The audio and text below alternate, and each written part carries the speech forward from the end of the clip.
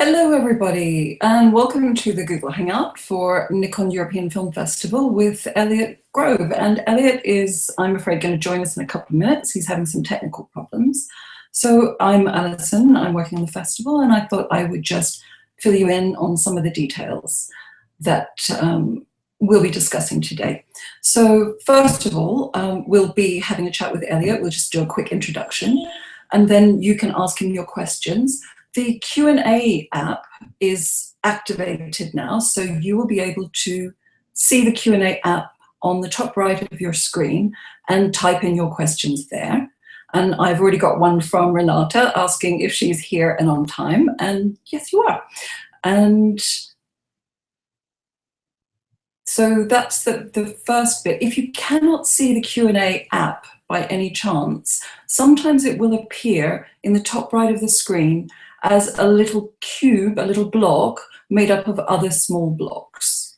So if that's what you see, click onto it and you'll be able to click into Q&A. So thank you, Renata, for your question. We are hopefully going to be live with Elliot very, very soon. So I'll just run you quickly through the festival, and hopefully you're interested in submitting to the Nikon European Film Festival. The submissions are open now until the 5th of January 2015. And the theme is very, very wide open, really, really simple and very creative. It's a different perspective. So that's what we're looking for from you, is a different perspective in a film that is 30 to 140 seconds long, so just over 2 minutes. And that's quite a challenge to tell a story in just over 2 minutes. And at the moment, the public vote is open at Nikon European Film Festival, nikonfilmfestival.com. And if you go there, you can vote for the films that you see already. And we really recommend that you get your film in as soon as possible, because the public vote has already begun, and that will give your film the best possible chance to win the best film in the competition. That is the only prize that is by public vote. All of the other prizes are by jury. And Elliot is one of our Nikon European Film Festival jury members. And I have a question here from Ivana, who's asking me if I can see her, and the answer is yes, and Elliot is with us. I'm just going to say, hey, Elliot, fabulous to see you. Finally worked. Yes, we cracked the technology. I do hundreds of Google Hangouts, but this was a weird one. Well, good to finally meet you, Alison. So yeah, absolutely. What you at home won't be realizing is that Elliot and I have chatted many times, but this is the first time we've seen each other. Yes. So hello, and good to see you. And Elliot's fresh off the plane from Toronto, where he's been with Raindance. What were you doing there, Elliot? Well, I was there for 17 days, but we did 15 events in New York, Montreal, and Toronto, where we have hubs.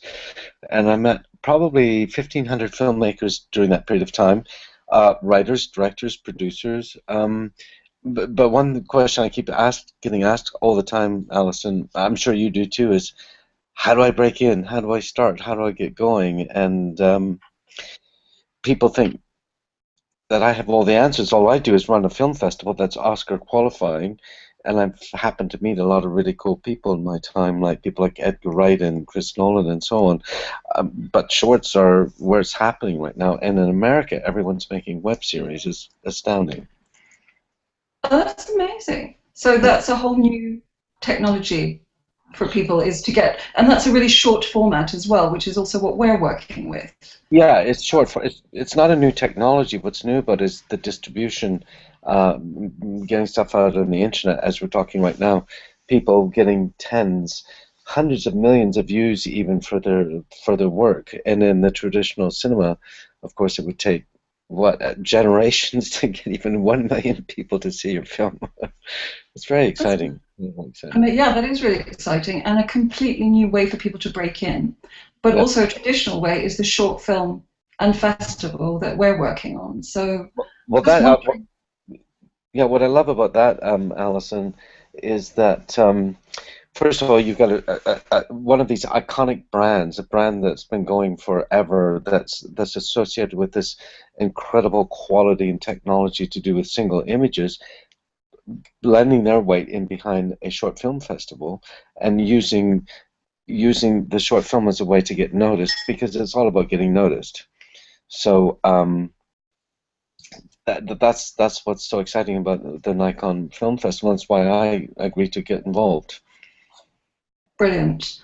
Shall we step back for a second and just talk about how you set up Raindance? Because that must be a really interesting story, to take a new film festival and turn it into something that's gone international.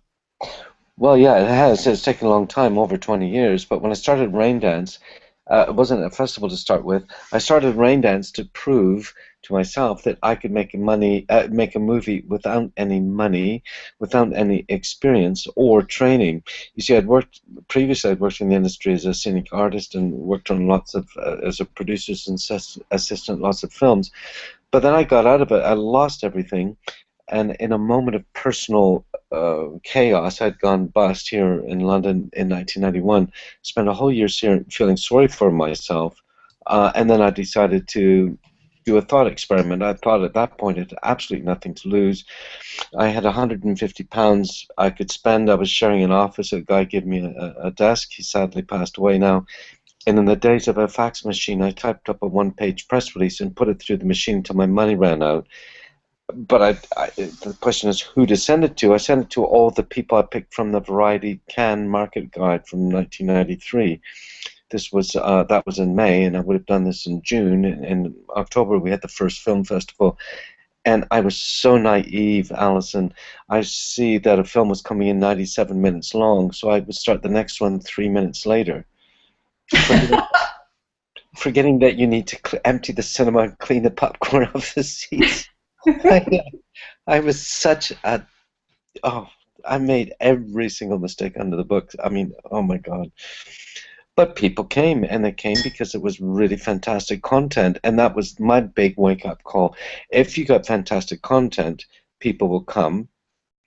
Social media these days, of course, why do we have it rained at 70,000 Twitter followers and 50 whatever thousand content? And the other thing I learned too is that the people at the time, 20 years ago, it was all celluloid.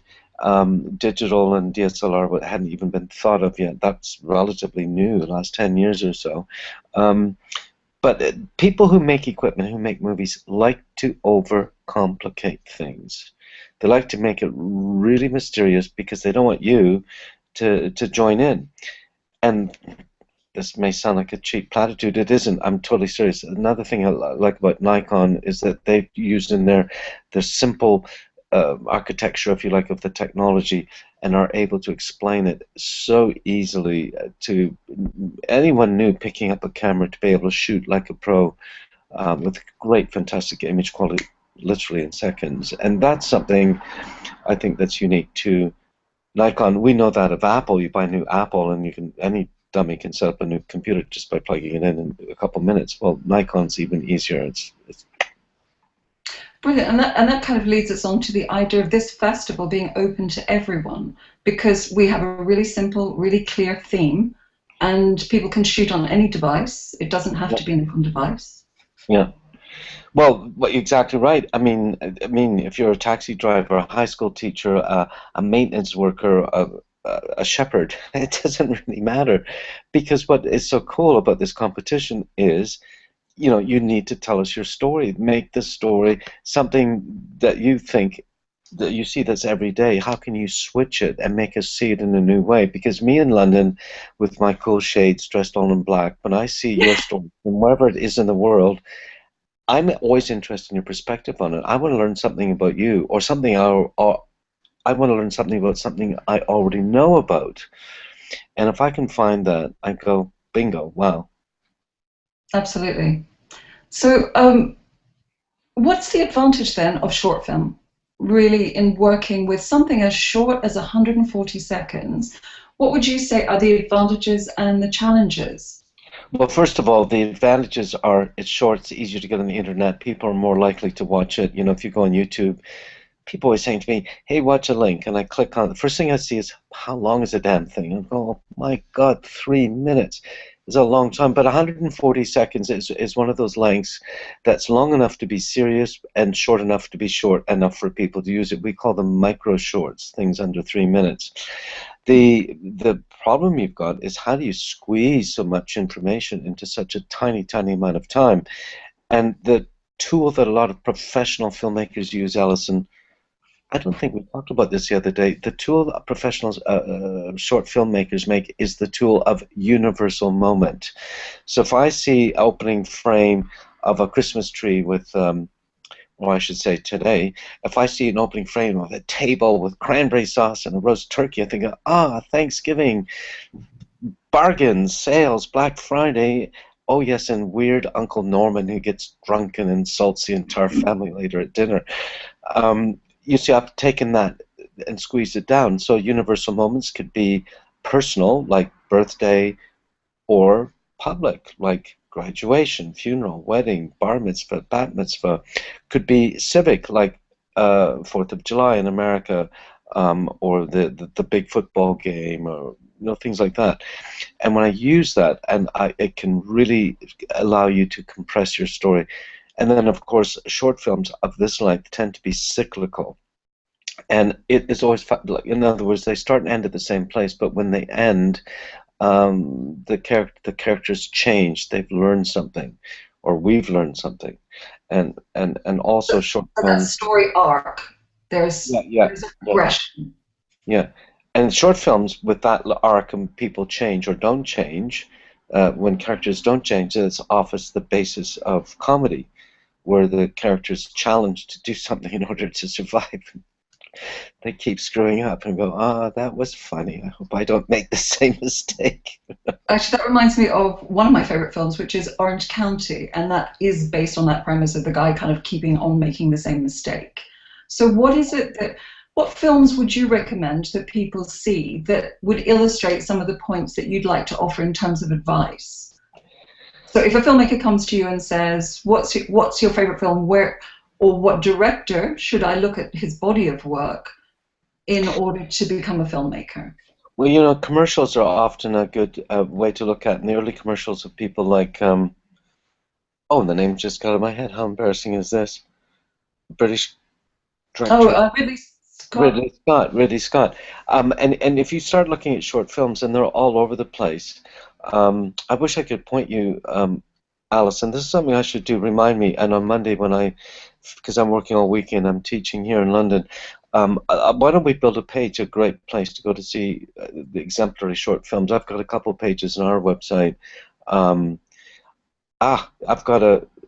I don't know how we're going to do this in real time, but there's a page on Raindance.org, short films that launched the careers of famous film directors. There's about 16 of them, and you could watch them all in the space of an hour. They're between 5 and 10 minutes long.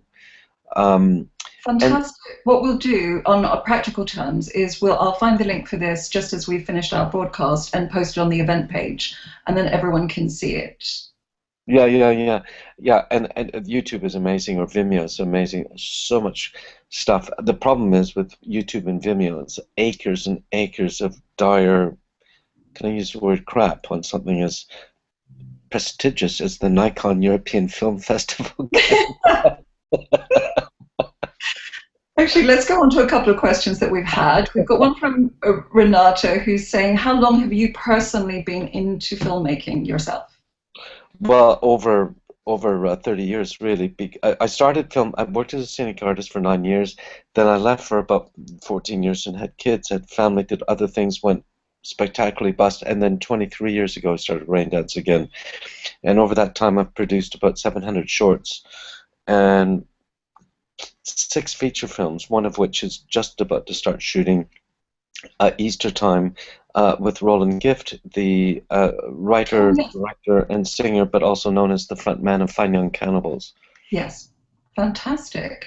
He'll be an amazing actor. Actually, he's done quite a bit of work, hasn't he? Yeah, he's well known as an actor, and he's someone else who, because this is his debut directing, and we're going to start right over the Christmas period. sorry, right after the Christmas period. He's very busy as a musician, working with Jules Holland and people like that. But he's starting second, third week in January.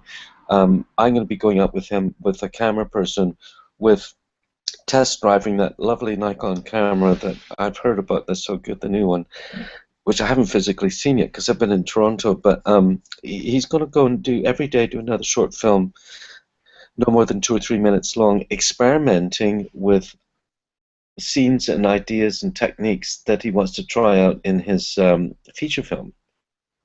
Brilliant. So, and that's the Nikon D750 that we're talking about, that yeah, got for Raindance training.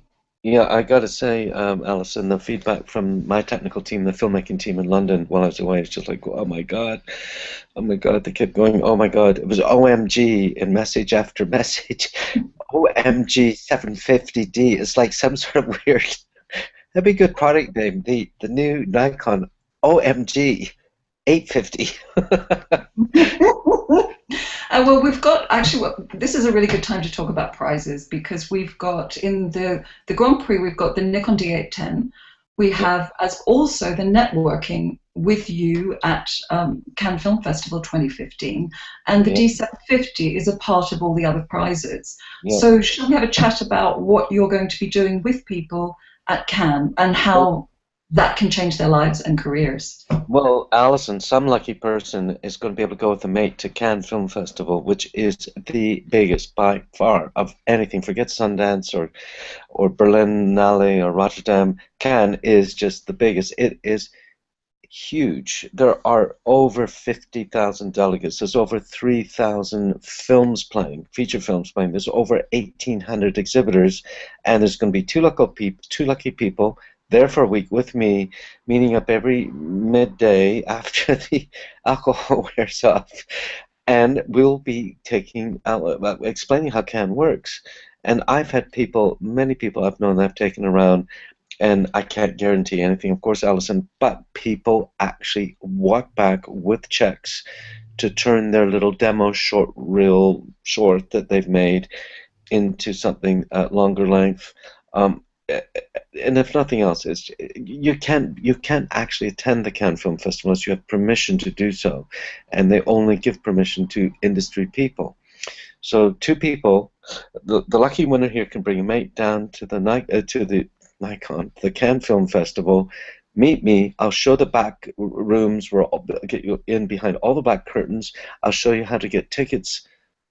Alison's too bad you're not coming. I could show you how to get tickets to those legendary parties that no one's into, but which you read about the next day in all the newspapers and fan sites. Yeah, the ones in the villas and on the boats. Yes. Yeah. My problem is I've done so many parties, I think, oh no, not another one. Not Well, let's create that as a problem for somebody else who's going to join the festival this year. Yeah, I'll get the ticket and pass it off to these lucky Nikon people. Yeah. Absolutely. So I'm just looking at some of the other questions. Ivona was asking, because we know that you're obviously good friends with Asia Argento, and she was wondering, Asia's style, what do you think that she's going to be looking for, as well as what you're looking for from entries into the festival? Well, I didn't tell you this, Alison, because I had trouble finding the link here tonight, and we just got on right on time, thank God. But I spoke to Asia earlier, no, today, but it was actually yesterday because I was in Toronto. And we agreed that we're looking for extreme. And this is something I've said about years and years at Raindance. What makes a Raindance film? What gets you into an Oscar-nominated position? What gets you into a winner, one of those lucky winners to get some of those great camera kits, or to get to go to Cannes with me and the team? Extreme.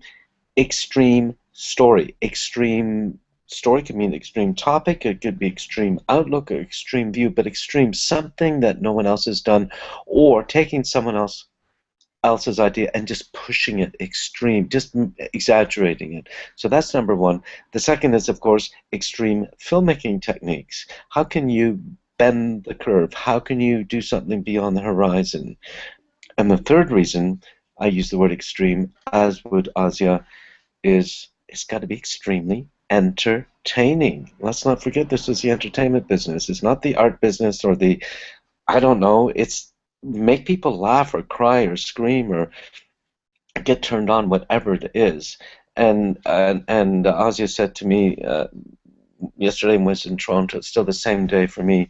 She said that our bodies are filled with fluid. 95% of our bodies are water, and we have openings in our body, all over our body. We have openings, and a good film, an extreme film, extremely good film, forces fluid out of these different openings in the body. So true. Yeah.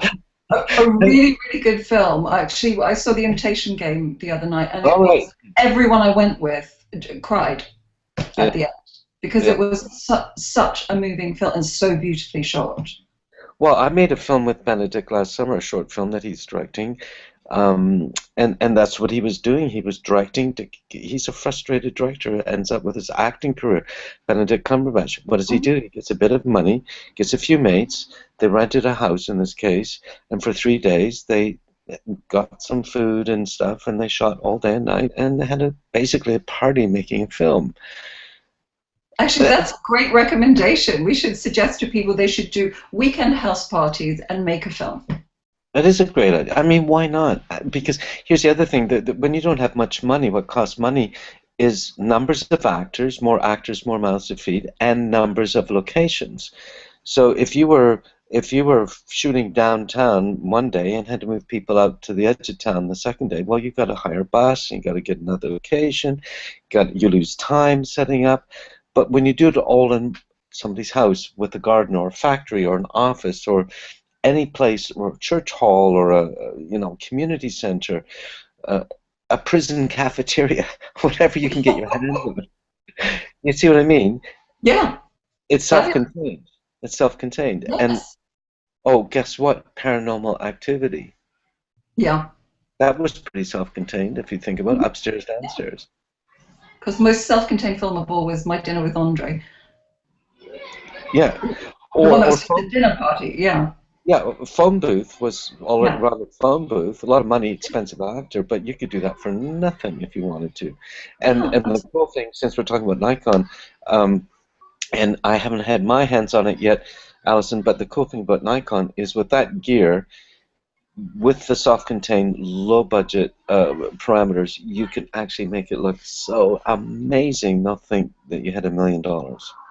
yeah, fantastic cinematic look, especially from D750 D810. I'm just looking at some more questions here.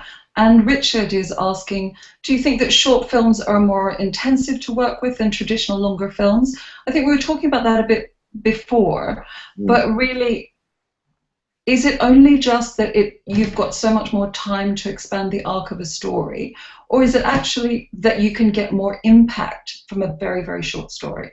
Well, I like what you said, Alison. Impact is true. An impactful movie, in this case 140 seconds, you have enough time to set the mood and the atmosphere, introduce the main character, show us what kind of world it's in, and then whack us over the head with something. And you just have enough time really to do that once. Whereas a feature film, of course, you've got lots more time to do that. I think writing a short film is a completely different art to writing a feature. Writing a short film is a bit like writing a haiku, as opposed to a sonnet. It's a very, very special skill, and one that a lot of people don't really know about because they write it instinctively. And that's the other thing I wanted to mention, Alison. I'm really big on saying you do not need talent to be a filmmaker. I don't think that the moment of your birth, Alison, I don't think the good Lord says you, of all the women in Europe, would have talent. No one else would have talent. I think we all come into this world with an equal amount of talent. But the difference between, let's say, Chris Nolan or Edgar Wright, my first interns, and me as a mere mortal filmmaker is those guys worked their butts off. And Chris Nolan made short after short. Edgar Wright made short after short and developed their skills. And when they have these skills, that's when we said they have talent. They don't have talent. They just have skills that they've learned by working hard. And that's also the beauty of a short film, is it's the investment of money and time is so small compared to a feature that you can go out and do something, make your mistakes, shove that footage into the computer, edit it, and learn far more about filmmaking than going to any film school. I don't think you need to go to film school at all if you're prepared to go out and do it. And so, have you seen that evolution in Christopher Nolan's work from work that you saw when you were working with him? Are you seeing that in Interstellar now? Well, it's so funny. There's a clip of him on YouTube talking about his first feature, The Following, which he shot using my office as a base some of the time because it's right in the middle of Soho. And he said, "Why do you think?" Or the interviewer said, "Why did you always put actors in front of windows when they were speaking?" And Chris said, "Well, I never had any money. So if I didn't have any money, I had to put them in front of the window because I had no money for lights." And you watch his movies today, the Batmans and the Interstellars, whenever anyone speaks in an interior scene, they're always standing in front of a window. Which is a trick that you've learned because you have a window behind you today. Yeah, but Yeah. that's true. That's true. But yeah, I mean, he used his short films as a laboratory to experiment and try things out, and that's what I believe. Short films is the laboratory of cinema, and when you get the chemistry right, sparks fly. And that's, again, I'm so excited to see what's happening with the European Film Festival because with Nikon finding people from all over Europe tackling this beast of 240 of 140 seconds. 140 seconds, just like I'm the jet, Jack characters. I'm jet lagged here. Um, that's a very long time, and it's a very short time. And I just know that watching this, there's going to be somebody out there who's probably never done it before, who, without any guidance, will just say, "Hey, I got an idea," and boom, go and do it. Another good source of ideas for this short form is the joke. You know, the dad joke that dad bores you with. That might be a good concept because they're usually very short and succinct, and you can wrap them together. And a lot of successful filmmakers have used, you know, the family joke or the goofy thing that some dumb beat said, you know, as the starting off point for a short. And often they work really, really well when you visualize them. Yeah, well, that's a great piece of writing advice usually is to write what you know, write from your own experience. Yeah, yeah. Yeah, definitely. Actually, I think it was Garden State, Zach Braff, that was his family experience. He started Yeah. used in that film. Yeah, we And hear he's someone else has just experimented and did that big $3 million crowdfunding campaign. That movie's not finished. I've heard. I haven't seen it yet, but anything's possible, Alison. People don't do stuff because they're scared.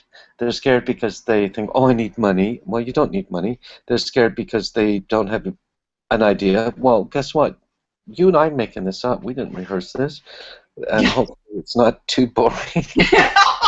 Well, hopefully it's not too obvious, but anyway. And then people procrastinate by saying, "Oh, film, film, film." Well, get yourself a bloody Nikon camera. Get yourself a DSLR camera. I'd recommend Nikon based on what I've heard in the last week.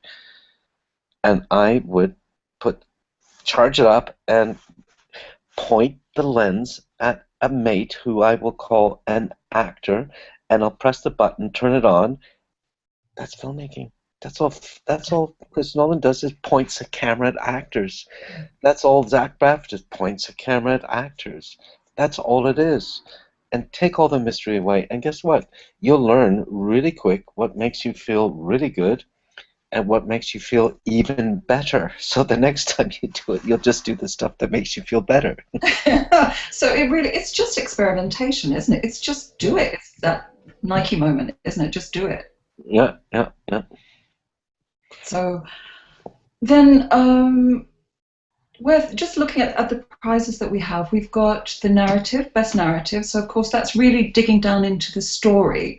Mm-hmm. And we also have technical excellence. And I was wondering if you could maybe give some tips on just camera movement, because people just starting out will probably be doing exactly what you said, pointing the camera at the actor, but not thinking that perhaps the camera itself could move. Yeah, well, the real trick, and I hope people don't do this, is zooming. When you zoom, you flatten the screen. But when I dolly, and I'm going to do a dolly shot here, when I track in, I move myself. Do you see it? You feel like you're coming in, sitting beside me, don't you? Like that. And by the way, Yes. from a technique, that's a tracking shot. But if I'm going across like that, Mm-hmm. that's called a crab shot, and go like that. So I'm just doing this off the camera, and I'm just holding my laptop and moving it around. But you can see how that makes it look better. When we first started speaking, I screwed up because I was sort of like that, or maybe I was. I hate it when I speak to people on Google. This is all you see. That would be the best Google chat, wouldn't it? Would be just a pair of sunglasses. Yeah, Yeah. and by the way, have you ever seen that shot, Alison, where the actor's staring straight at the camera, but the background's spinning? Have you ever seen that shot? Yes. Yes. Well, here's how I do it. Here's how I'm doing. I'm holding my laptop. I'm standing up now so I can move, and I'm slowly moving my body around by shuffling my feet. Brilliant. That's a camera movement, isn't it? Yep. And then I'm going to push in a bit. See, if it's a slow shot and I'm just doing myself, really go like that. But if Alison say, "Why did you kill your brother?" Just say that to me. Elliot, why did you kill your brother? Oops. But you see what I mean? A fast movement like that. And I've just moved it. And of course, the different Steadicam things, you can make stuff for nothing. Give us lots of tutorials on the internet or handheld. But if you're holding it in your hand, it will wobble. What we do is tell people to hold their elbow under like this, because then it stabilizes it, or put a scarf around your neck so you can hook your arm around it, hold the camera.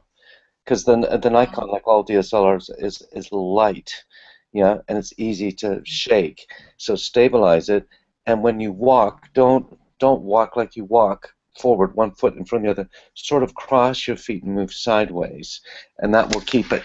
See, here's me walking, and I'm sort of going like that.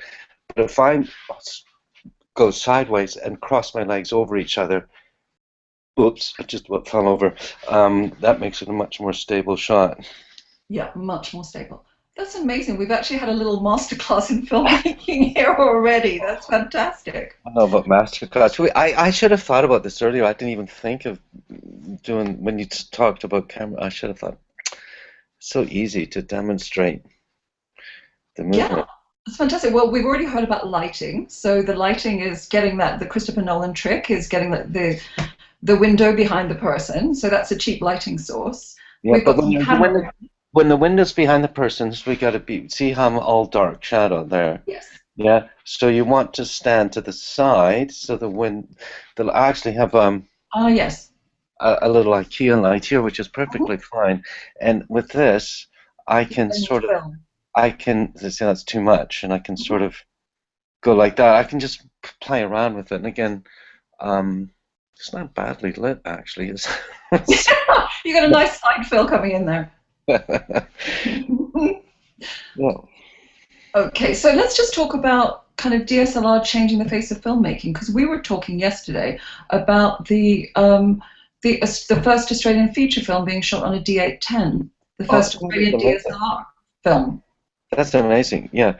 Well, DSLR has revolutionized filmmaking because it's democratized filmmaking. And you see, when I started Raindance, Alison, nearly 2.5 decades ago, you pretty much needed $1 million to make a film. You shot it on film. And then all of a sudden, people started making movies on really cheap video cameras. And then about 7, 8 years ago, a friend of mine was in Mumbai shooting a film with Danny Boyle in the narrow alleyways of Mumbai, and the alleyways were so narrow he couldn't go in with his big video camera, but he had a DSLR camera. He's a bit of a technical geek, had a screwdriver, figured out how to wire it into a hard drive on his belt and make a paparazzi shot, keep going and going and going.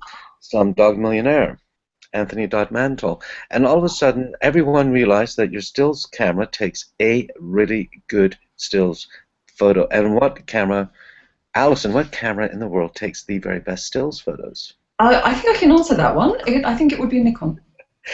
And they have been, No problem whatsoever. there's lots of manufacturers of cameras, but Nikon has sort of been, when I was in high school back in Toronto in the, I hate to, in the post-Vietnam War era, everyone wanted a Nikon, and they're always, you know, if you had a Nikon, you got a date. If you were a guy and wore glasses and all black and said you were a photographer.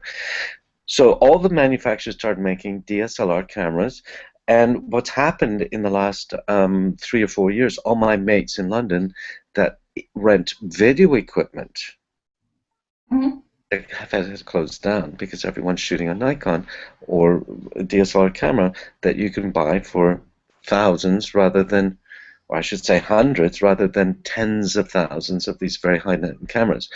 Now, of Yes. course, people like Chris Nolan still shoot in film. People like Edgar Wright shoot on the very high-end video camera, electronic camera, the Arri Alexa and Mhm. the Red camera, the Black Magic, and so on, and they're really good cameras too. But for affordability, ease of use, and image quality, bang for your buck, picture for your buck, it's DSLR, and then you just have to navigate through all the marketing stuff and then ask yourself, are there any companies that actually help you once your film's finished?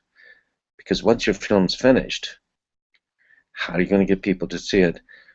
And Yes. of course, Nikon has stuck their reputation and their name on something called the Nikon European Film Festival, which is, no other manufacturer does that. And I'll That is bet if any of fantastic. those people are watching this right now, they're going to have a bad night's sleep because, oh, geez, we should have done it better than this. Yeah. They've kind Well, of missed the boat. but it's not too late to make a film and submit. We've got plenty of time for that all the way through to January. So, Yeah, but do you know what, Alison? If you hung up, we hang up today. You took a back of a bus ticket or an envelope and wrote down 4 events. Okay, your girl, she gets up, um, goes to the bus stop. Bus comes. You can actually get on the bus with you filming because it's so lightweight, isn't mhm. it? Don't need to ask permission or anything. And you get off and something happens. You meet your date, you meet your boyfriend. And we could take that back, stick it in the computer. We could literally do that in 1 hour, four or five events, edit in an hour or two, and if we liked it, stick some credits on it, submit it. It doesn't need to be a big, long, month-long, week-long project. It can literally be an off-the-cuff improv type thing, and sometimes these are the ones that are the very best. Because do you know what film students do, Alison, and film professionals? And do Mhm. you know how you recognize a film student or film professional? They wear dark glasses inside and out, day and night. They dress all in black. They think they're so cool. Oh, And thank God. Now we know. You have marked yourself as a film industry professional. what we do is we overthink it. Yeah. That's such a terrible thing to. It's such an easy pitfall. Well, it's beginner's mind, isn't it? When you actually you have an advantage when you're just starting out because you don't know enough to stop yourself from trying something. Well, that's how I started Raindance. I knew nothing. I didn't know you had to allow 30, 40 minutes between films. I was like 3. When I look back, I can't believe I did it, and that I got away with it. But you know, I learned from my mistakes, and it's only by making mistakes that you learn. And the advantage of the 140-second time limit is the investment of time and money is so minuscule that if you don't like it, you just hit delete and do it again and again. And at some point, you'll be really happy with it. Uh, I have a friend in Los Angeles who works with Naomi Watts. Does that name ring a bell? Of course. Okay, I never know. Um, when she's So not for working, anyone who doesn't know, Naomi Watts is an Australian actress and who's done born a in great Wales. number of feature films. Yeah. Anyway, when he's her acting coach, that's his professional job. But with her and a couple acting friends, not as big as name as Naomi, what they will do is they'll meet up on a Monday and have a pizza and a bottle of wine, and they'll just bash up ideas. These are all ideas that have to be done in one day. He's been doing this for years, and then they'll decide, well, I guess we could shoot that Saturday morning, and the other half at your apartment start Sunday morning. And then David, because he's the director and he holds the camera, the DSLR camera, he then edits Monday, Tuesday, and they do it again every single week. And she made a film in 2001 that we had a Raindance called Never Date an Actress. In the days before DSLR, which you can see on YouTube, Naomi Watts playing an actress, sort of bamboozling her boyfriend.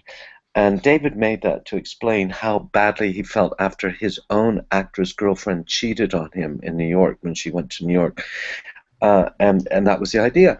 And Never Date an Actress is just a brilliant piece of filmmaking. It's far longer than 140 seconds, but it was made for $50. That's what, 40 euros, 30 pounds, in 2 mornings shooting, 1 day editing. Got into over 50 international film festivals, and David basically lived off that short film for over a year and a half. Astonishing. Actually, that's a good point for us to ask if you've got any advice for people submitting to festivals. What are the things that you see people doing that maybe, you know, they get wrong because they don't know? Or what should they know? Fill in the form correctly, answer all the questions. Make sure that you own the music rights, because you can't put someone else's music into your film unless you've got their permission in writing, and that normally costs a lot of money. So make sure you have the music rights. We can't show it at Raindance in London because we won't get sued. The cinema will get sued, and they will lose their entertainment license and have to close down forever. So they make sure that we have the music rights for every single film. That's a big stumbling block. And then, and if it's 2 minutes, say it's 2 minutes. Don't, if it's got 30 seconds of credits on the end, don't say it's 2 minutes. It's 2.5 minutes, because you got half minutes of credits. So be very clear in the running time. And then, of course, when you submit your film, make sure that the copy that they get, however they get it, DVD or an online, usually these days, is well prepped so it plays properly. And then sit back and hold your breath and remember that festivals only choose the films that they like, and they may not like your film. So when you get turned down, don't take it personally. I've been turned down hundreds of times by film festivals. Fantastic. That's really great advice.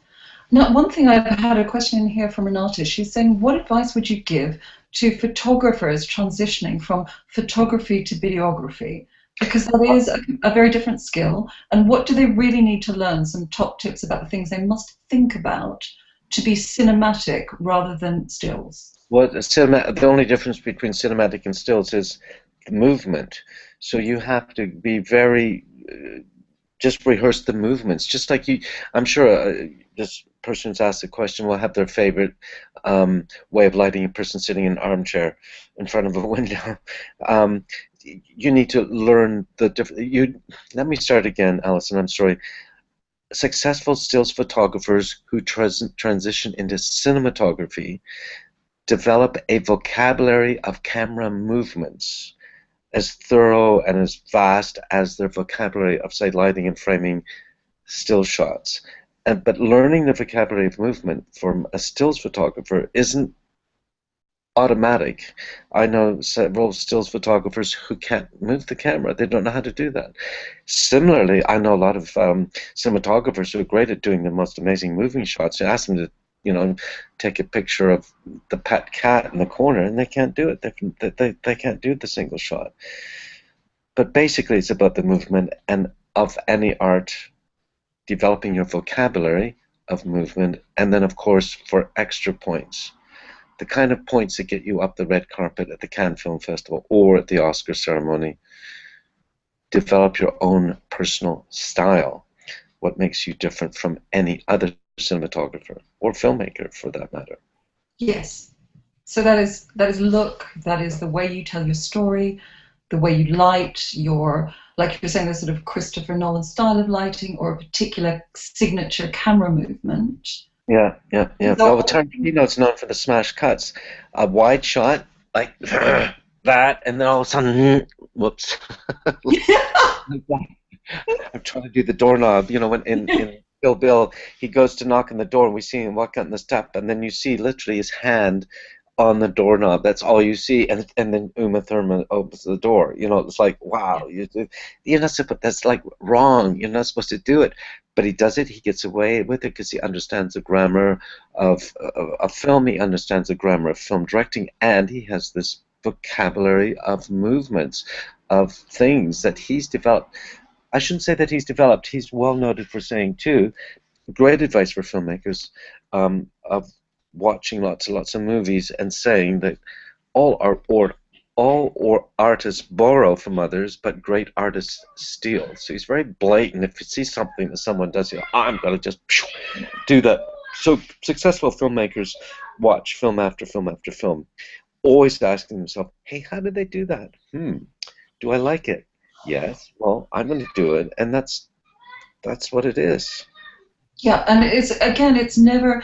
That's the great thing about the Tarantino quote, is that it is never about just doing what someone else does or following a formula. It's about your own creativity and reflecting that back in a different way, and that's what we're looking for, is people who can show us a different perspective.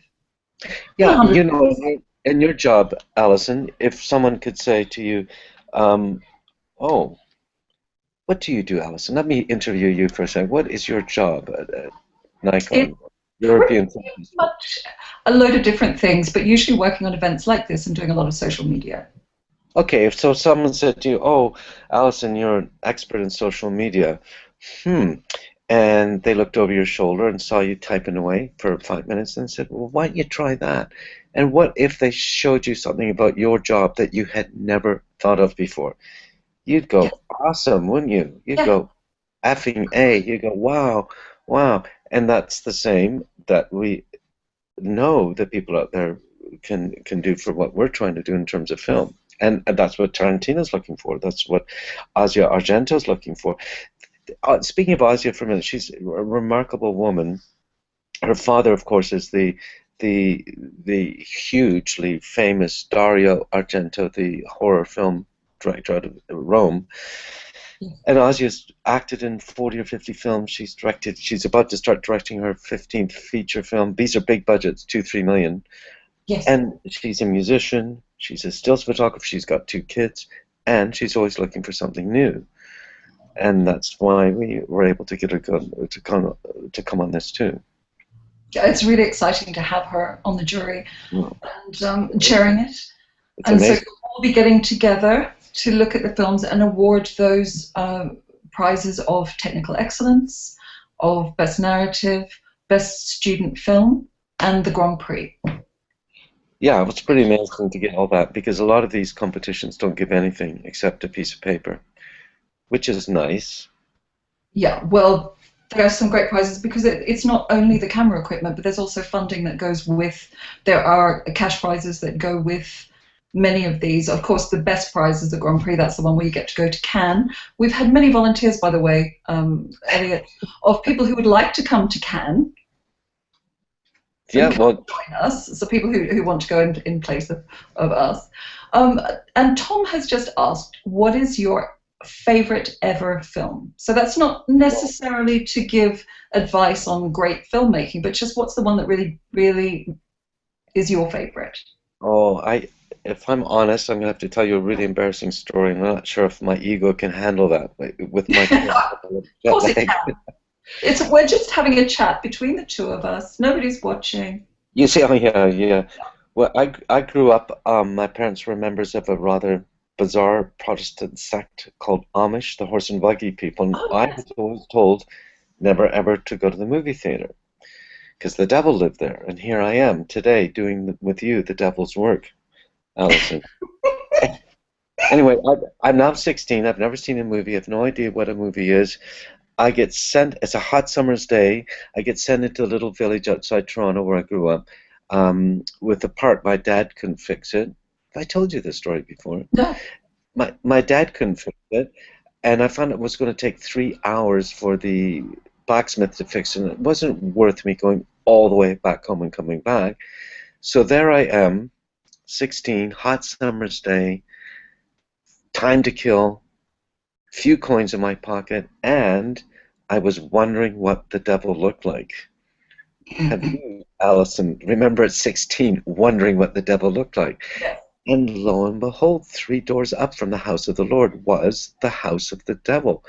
So I walked up, and I found out they only charged 99 cents to see what the devil looked like in those days, so I paid my money. I walked in, and remember, Alison, I had no idea what a movie was. Walked into this big room, a bit like church, you know, with chairs lined up. Yes. Sit down, hot summer's day. They turned the flippin' lights off. And the first movie I saw, my favorite movie, because it changed my life, was Lassie Comes Home.